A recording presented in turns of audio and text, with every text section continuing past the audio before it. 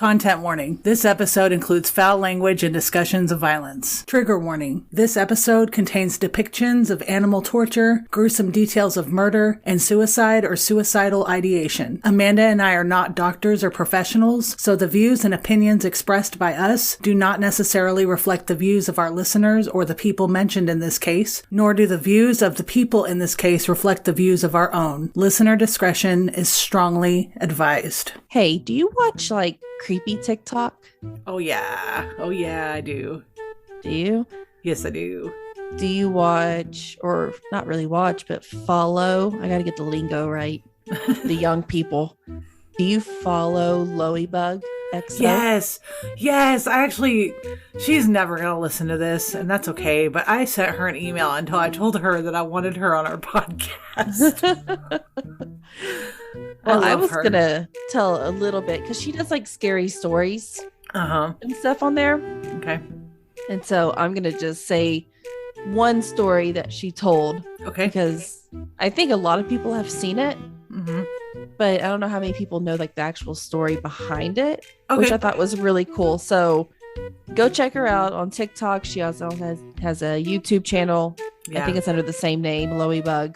And she also represents us plus size folk like crazy. She's beautiful.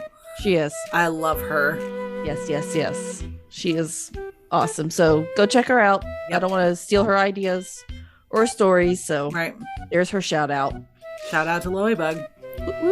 All right. So the way the story goes is it's about this YouTube video that went viral a few years ago. Okay. About it's titled Blank Room Soup.avi. I don't think I've heard this one. No? So do you see a video? There's a man eating soup in a room. I have seen this video. Okay, right? Yes. And you see another person who's wearing a costume. Oh yeah, I know it. I know.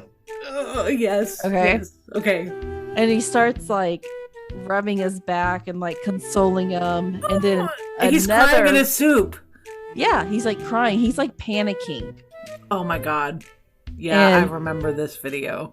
Yeah, there's another person who's dressed the same as the other costume dude that comes up and starts doing the same thing to the guy. They're rubbing his head and his back, and it's really, really creepy. Okay, so there's an origin behind this?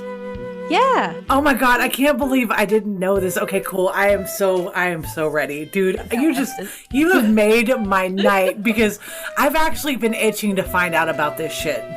Okay, so cool. I got the answers. Okay, cool. Go for it. All right. So there's a couple theories out there. Some people think it's a dark web video. Mm-hmm. Yeah. Which I could see. Mm-hmm. Or some people say that he's being made to eat another person.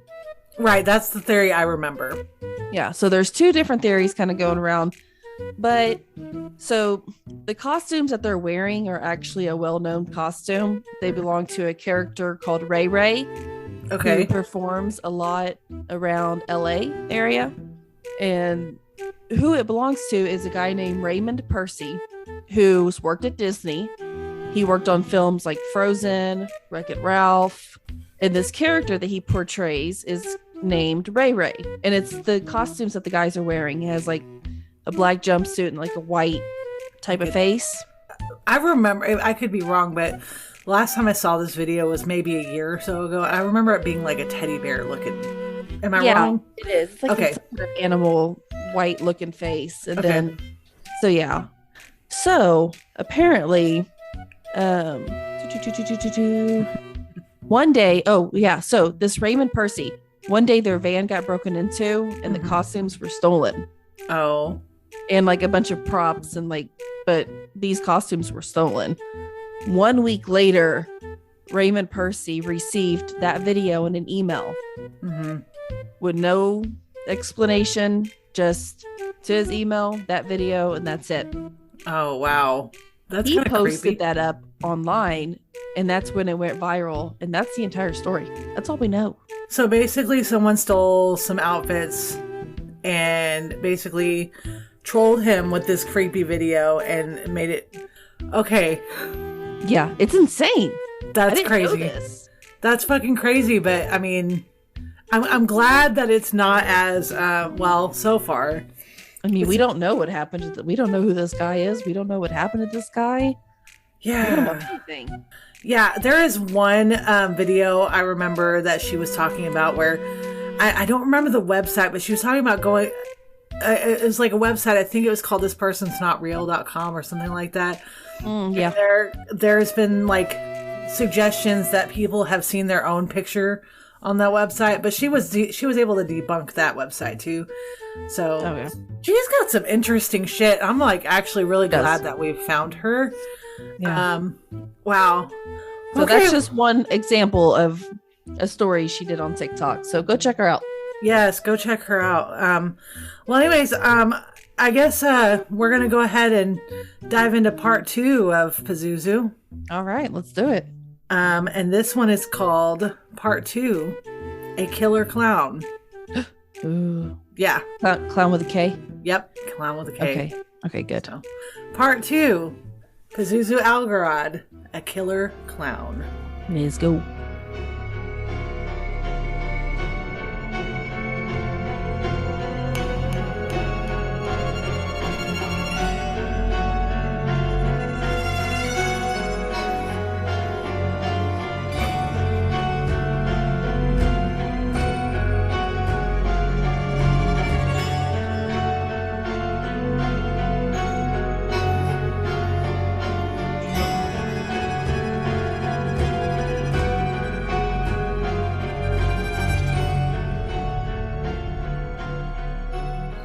So I caught Amanda in a trance, so that was fun because we took our little break from recording our little intro, and I jump on and I go, hi.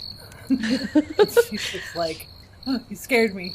I'm typing up my next case right now, so. Ooh. Care to tell us what it's going to be about? Or is it a surprisey surprise? It is about Craig Price. Oh. I'll go ahead and tell you guys. Is he a bad guy? He is a bad guy. You know? So the price was wrong? The price was wrong. He is not a good guy, but, you know, I'm also going to tell you a lot about his history as well. Right. So. Well, speaking of history, except for not at all, my cat, as I was... Amanda's sticking her tongue at me, making faces and shit. Told you I was going to make you laugh. You're awesome. Amanda is like one of the 2 friends I have. No kidding.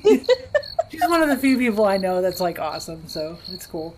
No, my cat, like I came in and he's just sitting on my coffee table like he always does when nobody else is around, and he's like, meh, meh.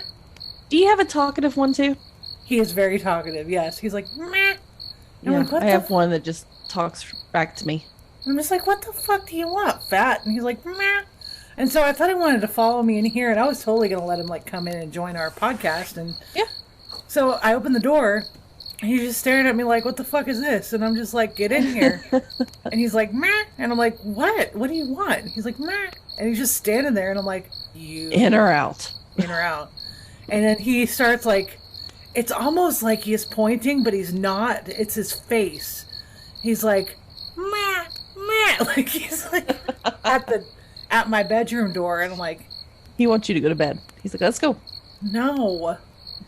I love this cat, but like he's stinky. Like it's not like, it's like he's going through like a, what is the nickname of Pazuzu?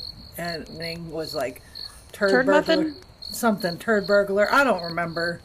But he's going through some kind of like weird cat poverty? What? Puberty. Like it. Oh my god, it's late. No, he's going through some weird cat puberty where like he stinks, and so like whenever he gives me kisses, you could smell his breath from all the way across the room, and he's just like, please don't lick me anymore. So, no, he's older cat. He's like 8 now, so I don't know. I think he's also trying to get at Vetty because Vetty's still like almost 6 months now, and she's about to be getting spayed, and I think she's about to be entering heat because she's been really affectionate lately. So This is not a podcast about cats. What? Oh, I'm in the wrong place. No, you're in the right place, because we're actually going to continue on about old Pazzy. So, are you ready? Amanda. Oh, shit. There's the cat. Oh, that's a cute kitty. Say hi. Oh, she talked. You say hi? It's adorable. You say hi? You say hi? They always do it when you don't want them to. Okay, bye. She just jumped out. Okay, bye. Every time Betty runs away, I'll look at Betty. I'll be like, okay, bye, and Anna will just like bust out laughing. Anyways, cats. We will discuss cats in this case. They're not a huge part of the story, but they are somewhat in the story. But basically, the recap of part 1, we basically have deduced from part 1 that Pazuzu Algarad was born John Alexander Lawson. His childhood was semi-difficult, but nothing too out of the ordinary. Making sure I'm recording, because I'm just on one. He was a young run-of-the-mill kid who grew into what was a big poser who basically exploited Satanism and also his friends. He lived in filth. Don't forget, he filed his teeth down to points so that he could eat animal flesh and other flesh better. Oh, and I may not have mentioned it, but he forked his tongue. I think body modifications are pretty fucking rad. But, not when it's Pazuzu. He had 1 trillion something tattoos, including on his face, and he just seemed like your general run-of-the-mill boy next door. Just normal. Yeah. We all have that neighbor. His neighbors, yeah. I wouldn't say that his neighbors hated him outright. I'm pretty sure that everyone was fucking terrified of him. Clemens. I almost call it Clemson. I keep thinking about the sport. Clemson, or the college football, Clemson. Clemens was like one of those like neighborhoods, and we'll get into that, but it was like we'll get into it. But yeah, his neighbors were terrified of him. Matt Flowers wasn't, but we're just about to get into all that. So let me briefly cover some things that happened in 2009, okay? Okay. Now, it's really funny because a lot of the things that happened in 2009, maybe it was just like 1 or 2 things, but that happened in 2009 also are kind of close to what's happening today, okay? So the first case of H1N1 swine flu was found in California, and later WHO, or World Health Organization, declared 208 countries had confirmed cases and deaths. This is after it was declared a global pandemic, okay? So currently in 2021, we're dealing with COVID and its variants. Another thing that happened, Bitcoin network was created, okay? Barack Obama made history as the 44th president of the United States, and that was a big thing, being that he was also a person of color, which made him the first person of color as the president of the United States. There was an oil spill in Kenya that killed hundreds of people. Unix time passed, and I don't know how to say this, so I'm just going to just say it, but it passed 1, 2, 3, 4, 5, 6, 7, 8, 9, 0 seconds. Does that make any sense to you? No. Okay, Unix time.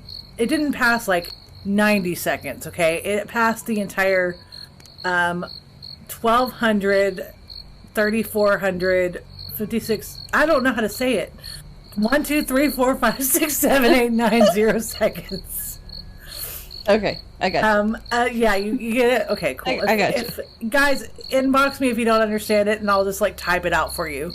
Okay, because we'll just keep telling you numbers. I don't math, okay? Math is not my strong point. A Sri Lankan cricket team was attacked by terrorists. Grindr was launched to the public. Oh, wow, that long ago? Yeah, in 2009. Oh. A 6.3 magnitude earthquake killed hundreds in Italy. Same-sex marriage was legalized in Sweden. Los Angeles declared October 2nd to be Stan Lee Day. Tiger Woods announced an indefinite golf leave, and Pazuzu Algarad killed people. Oh. So. Man. It was a big year. It was a big year. So, the town was afraid of Pazuzu. That was Clemens, North Carolina. It's a suburb inside of Winston-Salem, Forsyth County, North Carolina. Clemens was known as a quiet and safe place to live. Winston-Salem was and still is known for being like a big tobacco giant. It was one of the largest, if not the largest, tobacco growing industry. Pazuzu was pretty much older than most everyone and seemed both charismatic and compelling. The whole shit show looked like a fun time. I understand that. I've been to a few Juggalo gatherings. I think the gatherings were actually a hell of a lot cleaner, but I get that. The Great Recession was occurring around this time. So, if you're not familiar, basically the Great Recession started in 2007 and went on through 2009. Okay? It was basically announced to be the biggest financial decline since the Great Depression, and many people and jobs suffered as a result. Now, without going into full detail, I myself was in a weird situation during that time, and I remember that it was incredibly difficult to find a job or even keep a job or to have money. Like, money was hard to come by. So a lot of people will make a generalization that Pazuzu had a lot of people basically flocking to him because there simply wasn't anything better to do. Okay? Yeah. He tended to attract people that would generally be considered outside of the social norm, misfits and outcasts and what have you. A lot of drugs were being done, and it's believed that it was because of sheer boredom. Have you ever seen the movie Gummo? I don't think so. Don't watch that movie. I mean... Okay. No, I'll just real quick. Actually, it might be worth watching if you don't mind stomaching it. It's... I don't want to say it's a B movie. It was an indie film. I forgot her name, but she has been in a couple of episodes of...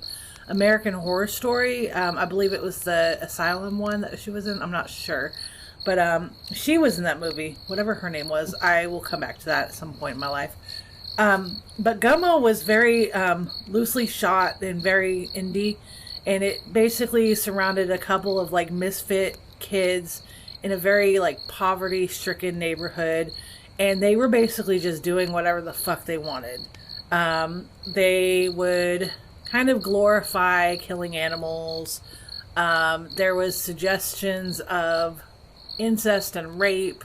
There was one point where one of the kids was in a dirty bathwater filled tub eating spaghetti that his mom had made him, and it was just... What? It's a really weird movie, but the way that this house is described automatically brings me to Gummo. So look up that movie, and I mean, just make sure you can stomach it. It's kind of it's worth. Okay, so it's a weird movie. It's worth watching at least once, but you will feel uncomfortable. But that would be what I imagine is going on at Pazuzu's house on a daily basis. For whatever reason, a lot of people glorified the Manson family and their commune, and a lot of people likened Pazuzu as a modern day Charles Manson. Some argue that this wasn't a cult, but, we still don't know, to this day, the full situation. We know most of it, but we don't know all of it. So, I mean, basically, from what I've gathered, everything is still kind of ongoing, right? Yeah. In my own opinion, this was indeed a pseudo-cult, okay? Pazuzu had the charisma and manipulation tactics down to where he could have others do his bidding, and he had multiple what he called fiancés. They weren't called wives like a lot of other cults, but I mean, the similarity is there, Okay. It's all very similar. So, Matt Flowers, I've mentioned him a couple of times, but he recounts that the house wasn't always a cradle of filth. See what I did there? Cradle of filth. Cradle of filth. I got it. I looked at you as soon as you said it. He gave me this look like, excuse me. But yeah, he said that it wasn't always the cleanest, but that it progressed from mild to severe. So basically it started out with like, it would be a little disheveled, not the cleanest house in the world, but not like outright filthy. Okay. But then it went to straight up fucking disgusting, Grossiness. Yeah. Like basically like just hearing about it makes you need to take a 5-hour shower. Do you watch Hoarders? Do what?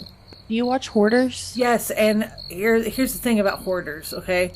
A lot of the time in Hoarders, I would rather be in those houses than this one. Oh, well, yeah.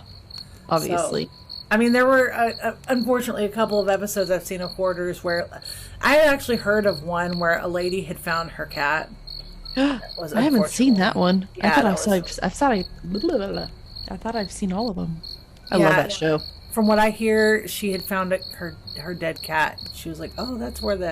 Oh my gosh! Yeah, that would be a close comparison, but not too close. I have seen Hoarders, but I would much rather be in any of those houses than this one. But yeah, he recounts also that the house was nice at one point with a pool that had a filter system and everything. Okay. And that there was order to the house, so it wasn't always a massive hellhole. Evidently, there would be around 40 people at a time partying and pushing Pazuzu to do crazy things. It was some kind of big party to him, but Flowers says that he always believed that his talk of demons and violence was just some big drunken or drug-fueled act. He also said that Pazuzu posed after the character of Drexel, who was played by Gary Oldman as a dreadlocked pimp in True Romance. I've not seen that, but okay, we'll go with it. For about a month straight, Matt Flowers thought that he was losing his mind and tried checking himself into a psychiatric facility. He was seeing some weird shit, and years later, Pazuzu, who called Matt his brother, admitted to injecting psychedelic mushrooms with high doses of LSD and then feeding them to him. Oh. What a fucking dick. Wow. And Pazuzu thought that this was just hilarious. Like, he's like, "Oh, dude, I gave you a mushroom and it had like a lot of LSD in it and you almost died and I think that's fucking great." Fuck you, Pazuzu. Ugh. Anyway, Pazuzu also was known to keep asking Matt, knowing that he had recently been deployed to Iraq, if he had ever killed anyone. Call me naive, but I don't think you're supposed to ask people that, No. So, I know that Matt would continuously be like, "Dude, it's not even like that. I was in the Army." What does that matter? We didn't kill people. I was more like a guest than an enemy, and I was trying to help these people, I didn't kill anybody. But, Pazuzu was always almost hopeful to hear death stories.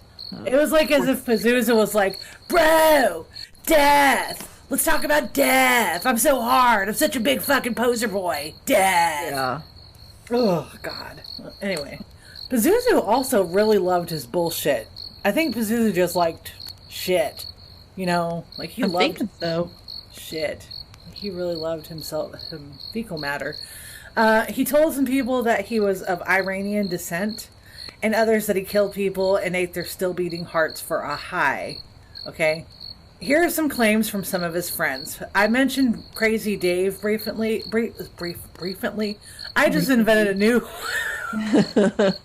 word. I like that one. Okay, definition of briefly. It means recently and brief. So, God. I like it. I mentioned Crazy Dave briefly. So his name is Crazy Dave Adams.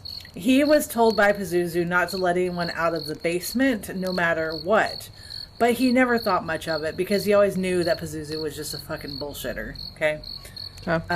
He always bragged about his kills and threatened Dave with a knife, saying that "You're going to help me dig this hole or I'm just going to kill you." Okay?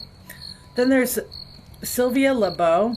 She was told that Josh Wetzler, which we're going to get into Josh Wetzler. What is wrong with me? Josh Wetzler. We're going to get into him, but she was told that his extremities were cut off and buried everywhere, and apparently Pazuzu was in a sex video with Bubbles. Bubbles, Amber. Wearing a bloody bandana belonging to Josh. Ooh. Yeah. Told a friend about how Pazuzu killed a man named Josh. And the friend was like, "What? You need to meet my friend Stacy, who is Josh's ex-girlfriend." Okay? Ooh, okay. She then went and recorded on the sky. What? Why did I put on the sky? Really? He then went and recorded on this guy, really, trying to get info. Several people, including Nathan, all confirmed that Pazuzu did kill people. She reported it, but they didn't believe her. She traveled to see Stacy and she sees their kid and she's heartbroken because, his dad was murdered, Yeah. She knows this, and at the point, Stacy and her kid had no idea. Okay. So I'm going to go ahead and discuss... No, I didn't want to do that. So I'm going to go ahead and discuss the victims. Stacy Carter and her son, comments from friends, things like that, how the victims had died. So first of all, Pazuzu's mom, Cynthia, okay? I touched up on her. Yes, I want to discard that comment. Oh my God. I touched up on her a bit in part 1. She was Pazuzu's biggest enabler. She even admitted to that herself in the Vice doc that I watched. She was his biggest cheerleader, and at the same time, there was a point in 2010, Pazuzu was accused of putting his mother in a chokehold at their home. To this day, she does speak fondly of her son, and it's been reported that she too claimed to be a Satanist. Again, she is still a victim. So before anybody starts passing judgment, I firmly believe that she was a victim of some kind of Stockholm treatment that was given by him. She made some bad choices, but let's not crucify her. Also, again, in 2012, Amber Birch, also known as Bubbles, was also accused of slapping and attempting to choke his mother. 2 months after conviction, she was charged with assault and battery, and police alleged that she hit Pazuzu in the face also.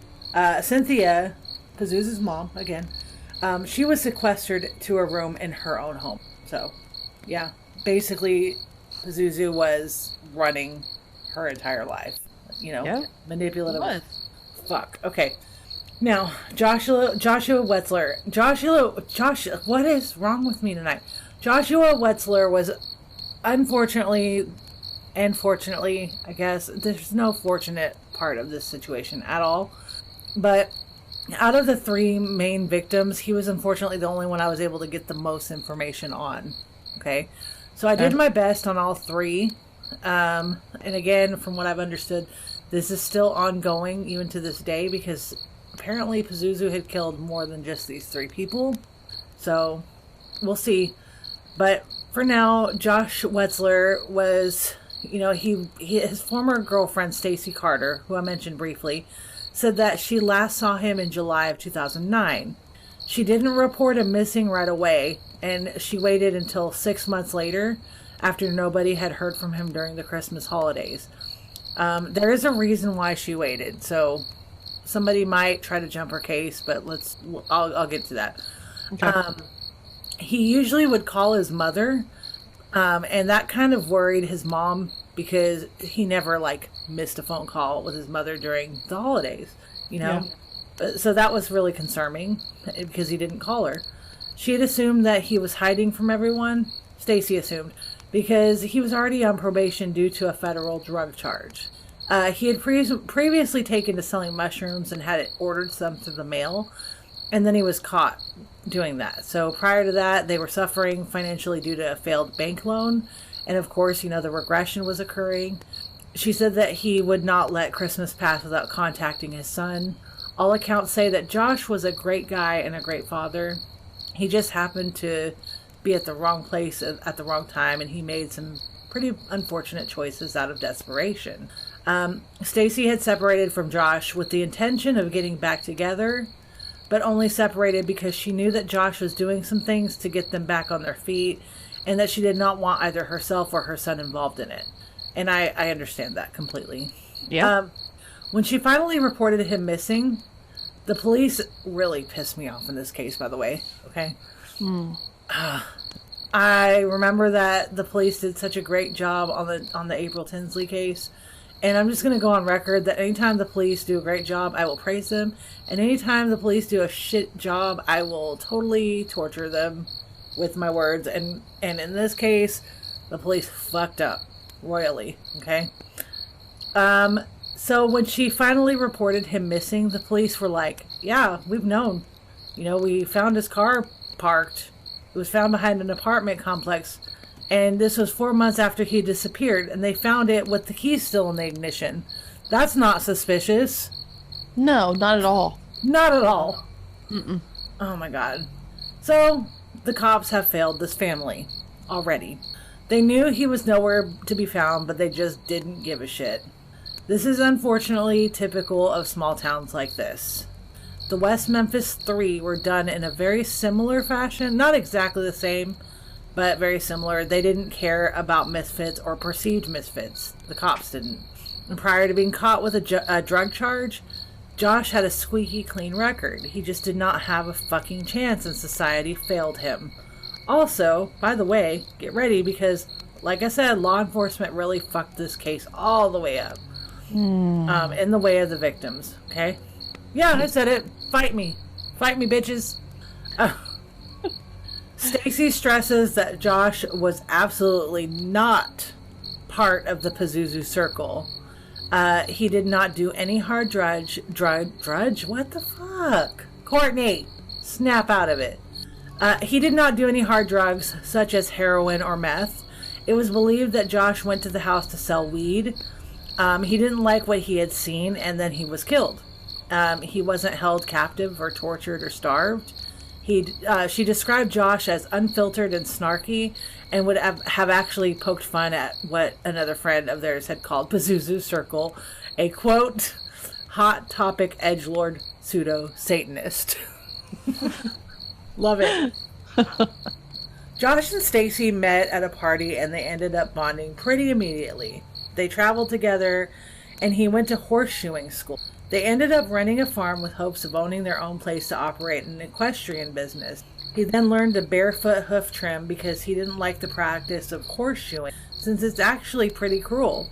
They needed the money that was in horseshoeing, but he refused to do it because of the detriment it caused to the hoof. She noted him as a loving father who loved his son more than anything in the world, and also notes that, quote, believe it or not, I was the practical one. Because she remembers Josh as an idealist who had trouble integrating his beliefs, intuition, and experiences into the ordinary world. It's very clear that although their relationship, once an engagement, was strained, she loved Josh so very much. So that's a little background on Josh. Okay. So what do you think so far? My heart's breaking for these people already. Yeah. But this guy is insane. So the next victim, Joseph Chandler. He was a legally blind person of color. So, one source said that he was homeless, but I don't think that's exactly true. So, he'd gotten in the car with Pazuzu and Pazuzu's friend, Nicholas Rizzi, who I mentioned very briefly earlier. So, they got in the car. I guess he'd gotten picked up. They stopped somewhere. Nicholas Rizzi went to shoot Joseph Chandler, and the shotgun had jammed. Okay? So in short, as Joseph Chandler went to light a cigarette, before he could even light it, they shot him in the back of the head. So his mother wasn't allowed to be at Pazuzu's plea hearing. They just completely left her in the dark. They didn't even invite her. Okay? They were just like, you don't need to be, right? Oh. Yeah. I'm telling you, these victims and their families they were just fucked. Okay? It's believed that this might have been racially charged. Joseph's body was found at a boat ramp at Donaha Park on June 7th, 2010. He was shot by Nick Rizzi and Nick Rizzi was held at a $50,000 bond. Pazuzu was held at a $100,000 bond and charged with accessory after the fact of involuntary manslaughter. He was also accused of misleading investigators and allowing a suspect of the shooting to stay in his home. Pazuzu is then given a psych evaluation and was diagnosed with agoraphobia, schizophrenia, and alcoholism, but was said to have stood fit for a trial. Okay? Okay. Pazuzu's plea hearing went like this, and this is where I'm going to pull up this sound clip that I got. So let me know when you're ready. I'm ready. Dang it, you weren't supposed to be ready yet. I'm not ready yet. I mean, spinning around in my chair one time and then... I kid. What's your name for the record? Pazuzu Algarad. What does that mean? Does that mean? It's just air. What does it mean? Say it to me. Do you hear me? Yes. Could you answer the question, please? It's a Norse thing. What does ELOC stand for? Oh, that's aeronautical. Okay, so did you hear that? Yeah. Yeah. Ugh. Wow. Shitbag city. Yeah. That's a nice way to say it. Yeah. So, where was I? Oh, it's a plane. I thought somebody was outside mowing their yard right now. I was about to get really mad. So basically, both of these fuckbags said they shot him by accident. What? Yeah. So the gun jammed. The shotgun jammed, right? So, oh man, this makes me so mad. Oh. So, we'll get into that. Sheila, I think that's how you say her name. I remember her saying that that's how you say her name. Sheila Chandler, his mother, described Joseph as a kind-hearted person who met no strangers. It was unknown as to why he got in the car with them in the first place, but his mother believes that he was targeted and chosen to be killed. They had gone to Yadkin Lake, and it said that Pazuzu was sitting at a pier while Nicholas pulled the shotgun out and it had jammed. He then went back to the car, got another gun, and shot Joseph in the head. So, what an accident. Wow. She said, quote, "If it was such an accident, why didn't they call the police?" Exactly. I call it, she said, "they murdered my son." And yes, I agree. This poor woman, man, I really wish I could hug her. She is like intensely strong, okay? She's someone I'd want fighting for me if I'd passed away like this. And her son, he seems like the nicest person. He actually reminds me of a coworker that I have. You know, it's like you meet people, and it's not like an attraction of a sexual nature or anything. It's like this: you meet somebody, and you're like, that person would be a great brother. You know what I mean? Yeah. It's like your brother by soul, and it's not like an attraction. Like I said, you just feel really drawn to just care about that person, and you just really want to give that person a hug. That's how I feel about this guy. You know, he just seemed like such a sweet, sweet guy. And I will definitely post his picture on the Instagram. You'll all get that same like warm and fuzzy, like, oh my gosh, it's my big brother feeling, you know? Oh. And then the last one, this one, unfortunately, I was not able to get a lot of information on. This one's Tommy Welch, his brother, Rusty Welch. This one's still just as heartbreaking because, oh my God. His brother, Rusty Welch, recalls that they had plans that night. They planned to have a good night, and Rusty worked at Domino's at the time. He brought pizza home, and the family, which is the mom, Rusty's wife, and their children, and Tommy, were supposed to meet up for a movie night. Tommy never showed up, and Rusty had a nagging feeling that something was very wrong. Tommy was walking from his home to Rusty's when he was picked up by Amber Welch and Pazuzu. Ooh. Yeah, a missing persons report was filed the very next day. It's very unfortunate that not a lot is known about Tommy, but I'm guessing that the family wants the privacy, and I'm going to respect that. If for whatever reason something new develops, I will dedicate some time in a future episode further honoring his memory. But for now, it seems as though Tommy Welch was a typical normal dude who enjoyed his time with his family and was, again, unfortunately found in a shitty situation. Okay. We're going to take a break here real quick. And we'll be back with the botched-ass motherfucking investigation. Ugh. Great. Okay, so this botched-ass motherfucking investigation. Are you ready? I am ready. Okay, so I'm going to kind of dive into this a little bit. So I mentioned Tarina Billings and her dad, Alan Billings, right? Yep. So Tarina Billings was the first person to come forward. Was also bragged to about his kills. So Pazuzu bragged about all his kills to her. He bragged about how he had a body in the basement and that was covered in bleach and cat litter to cover up the smell, even though it obviously didn't do a good enough job of covering up the smell, because his house smelled like literal urine and ammonia and shit. She went to police August 3rd, 2009, and she met up at a park. The detective was there and asked for names. Alan Billings was her father, and for whatever reason, he hung out with this crowd. It's pretty unclear as to why, but he always told his daughter to stay away and not to worry about what was going on there. One of the names that was given to the cops was that of Tarina Billings' own father, Alan Billings, because he had apparently helped Pazuzu bury a body.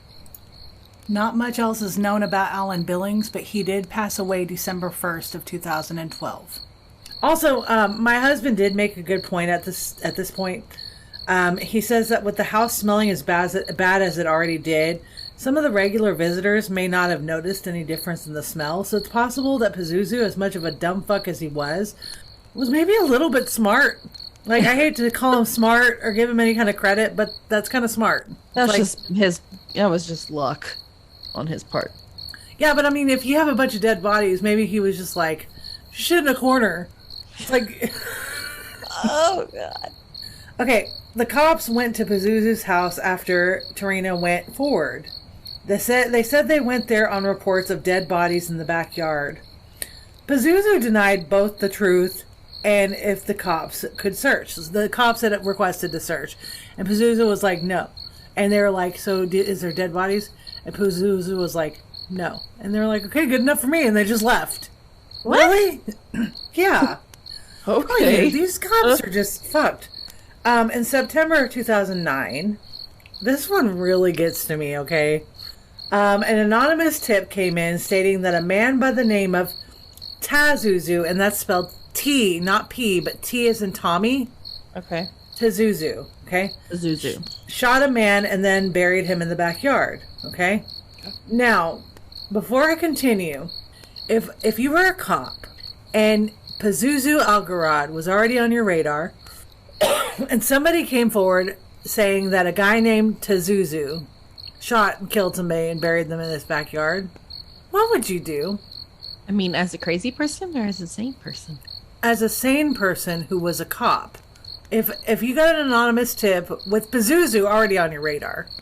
Yeah. Okay, and somebody comes in and says, hey, a guy named Pazuzu shot and killed somebody and buried him in his backyard. What would you do? I would investigate it. They didn't tell my superiors. I don't... Okay, so... Something?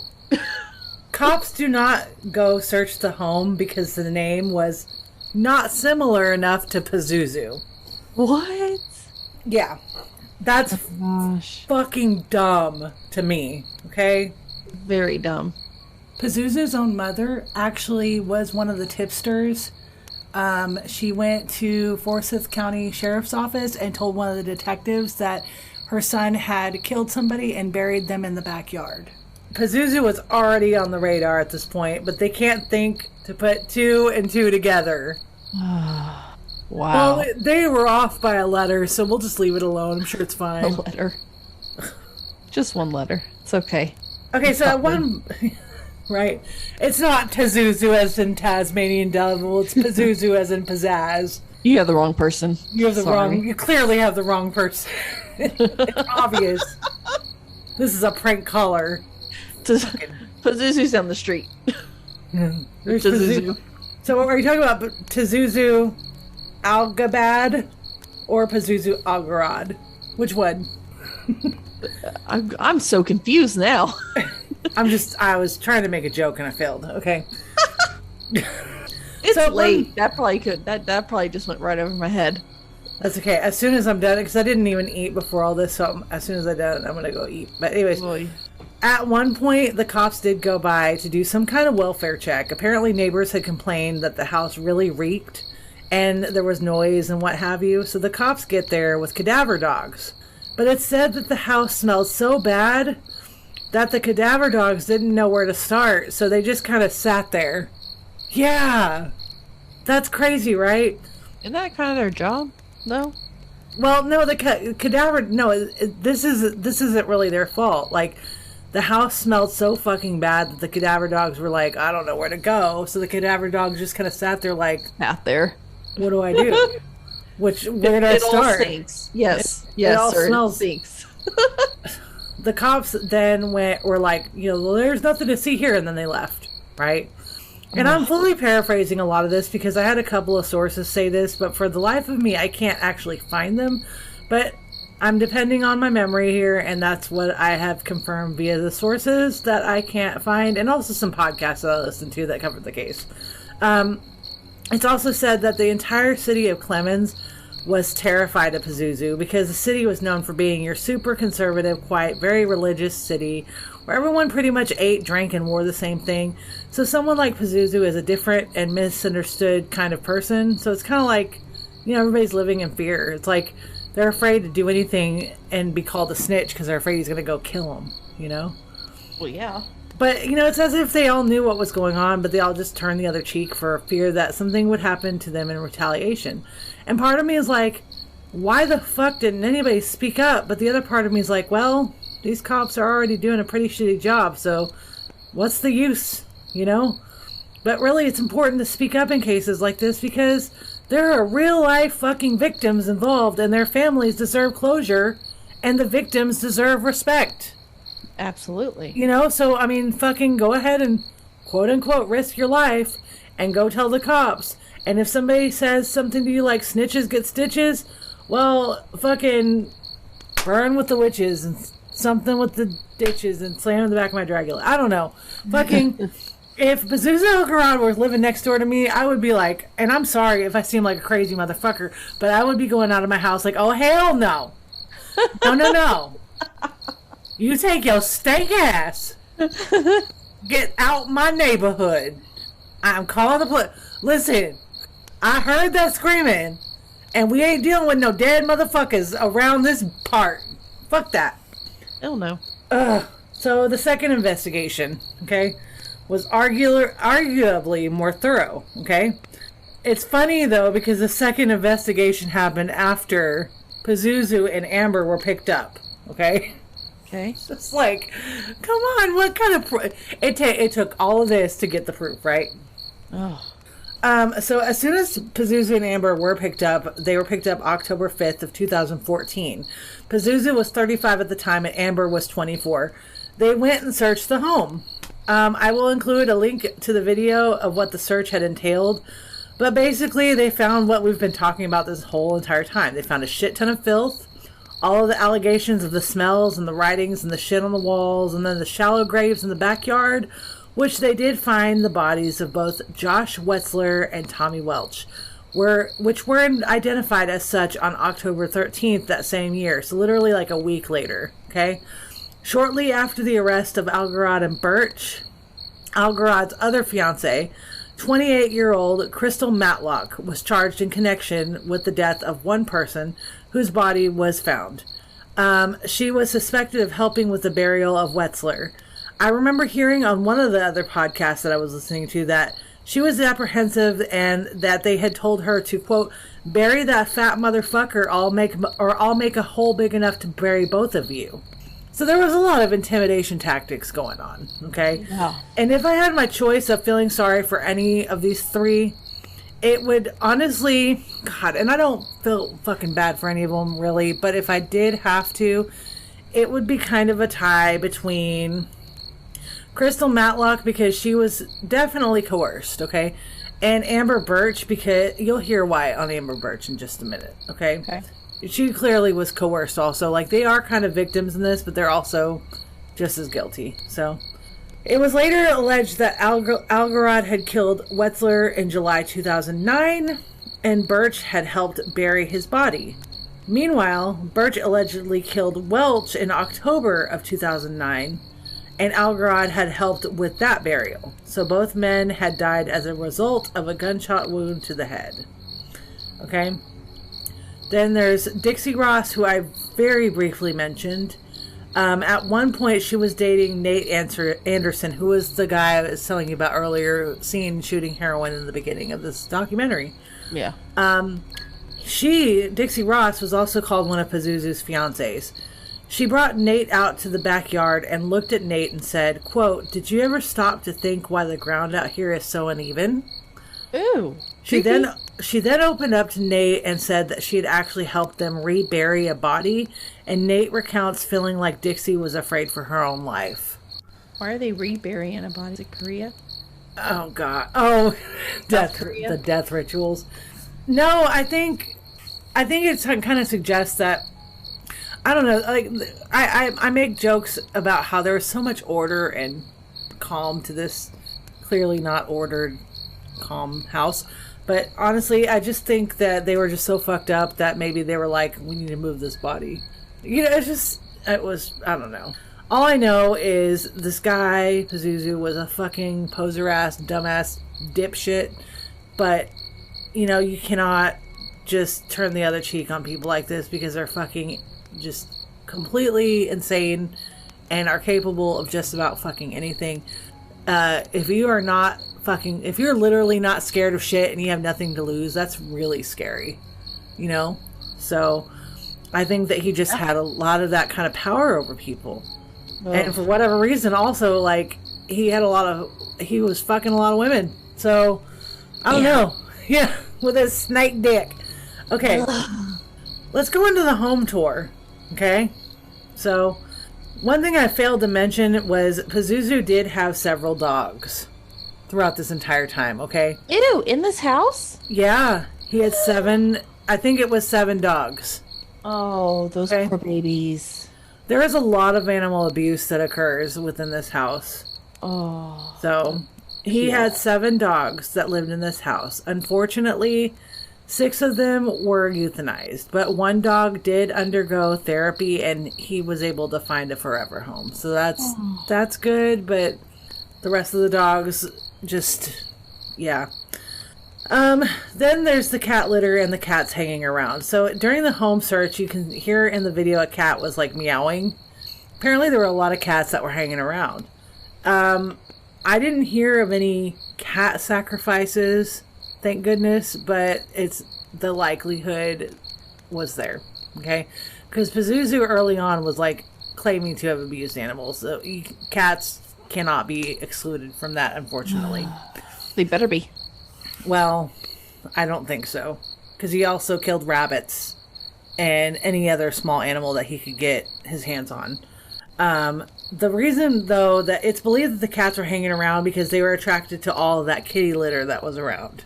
Well, yeah. So, like, oh, this is my bathroom. And all of that kitty litter was an attempt to conceal the smell because earlier on, Pazuzu had bragged that he had concealed the smell of decaying bodies with bleach and kitty litter. By the way, I'm going to go ahead and debunk something real quick.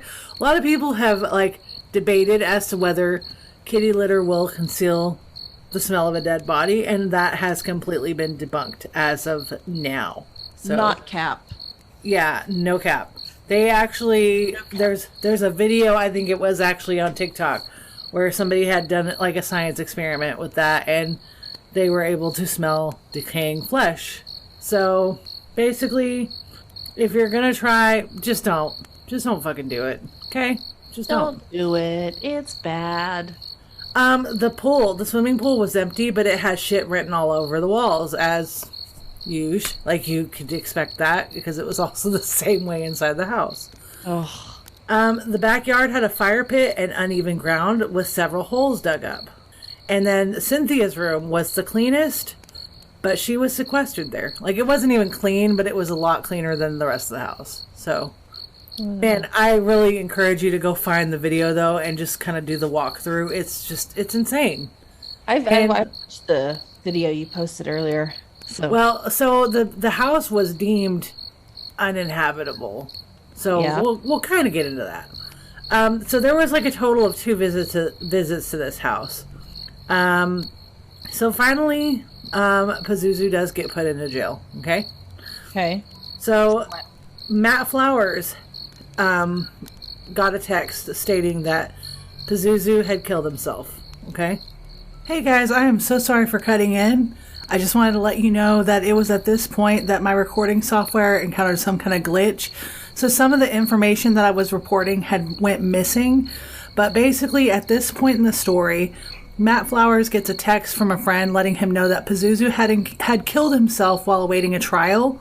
Amber Birch and Pazuzu had been picked up a few weeks prior on October 5th, 2014, after allegations of their involvement in the killing of Tommy Welch and Josh Wetzler had led to police finally searching the home, and they had indeed found the bodies, which later showed that they had been killed in 2009, which we are about to dive in right here.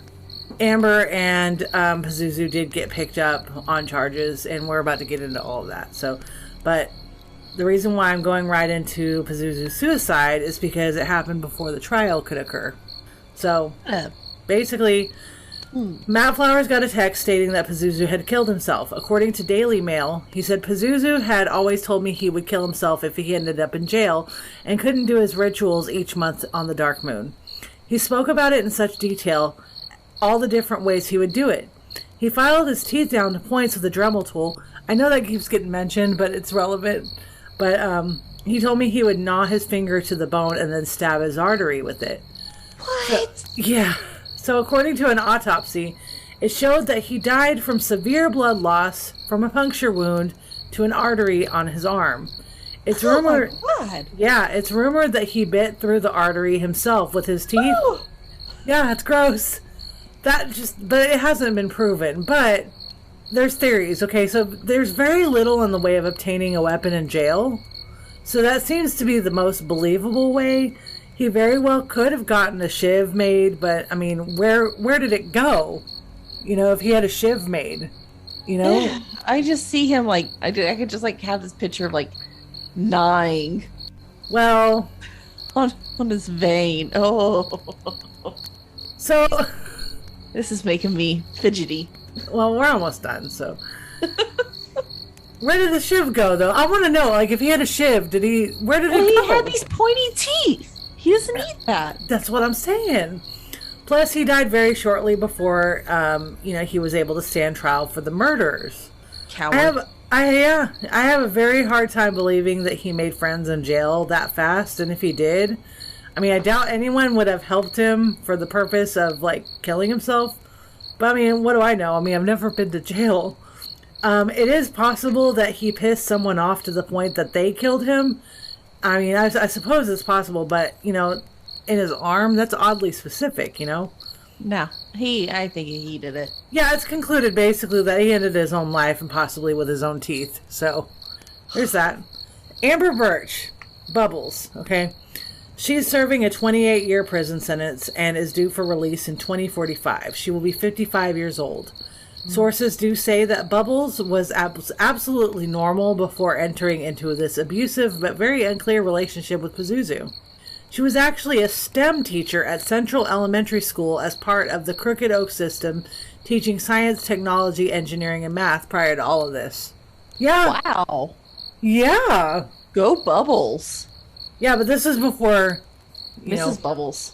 This is before she got with Pazuzu, though. Oh, was her name not Bubbles before that? I believe she was known as Bubbles prior to getting with Pazuzu, yes. So Mrs. Bubbles. Basically, she was completely normal before meeting him, and then, he fucked her life up, So that's why I kind of feel bad for her, And then, I can see it, but still, she's her own person. Yeah, that's very true. And then Crystal Matlock. So in 2018, Crystal pled guilty for her role in the deaths. In June of 2017, she pled guilty to conspiracy to commit accessory after the fact to second-degree murder. She was sentenced to a minimum of 3 years and 10 months in prison.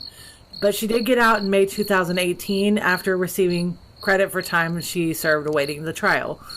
Her parole ended February 1st. 2 years later, she was back, pleading guilty to several drug charges, breaking and entering into a home of a couple and stole various possessions, and possession of a firearm. She did try selling the possessions that she had stolen into a pawn shop, claiming that they were hers.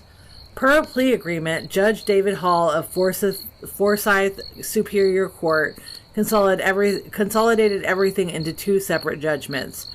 She was then sentenced to a minimum of 1 year and 9 months with a maximum of 3 years and 8 months in prison. So, getting off a little easy, but, I mean, at the same time, she was kind of she was majorly coerced into that, as you heard earlier. Basically, They threatened to put her in there with, But at the same time, don't steal shit, so. Yeah, I mean, don't break the law. Yeah, for real. So... The ending quote, Ooh, I love it. A good ending quote. And then there's a little bit more after this, but Matt Flowers goes on to say, quote, "I think he wanted his own death to be a show, to freak people out.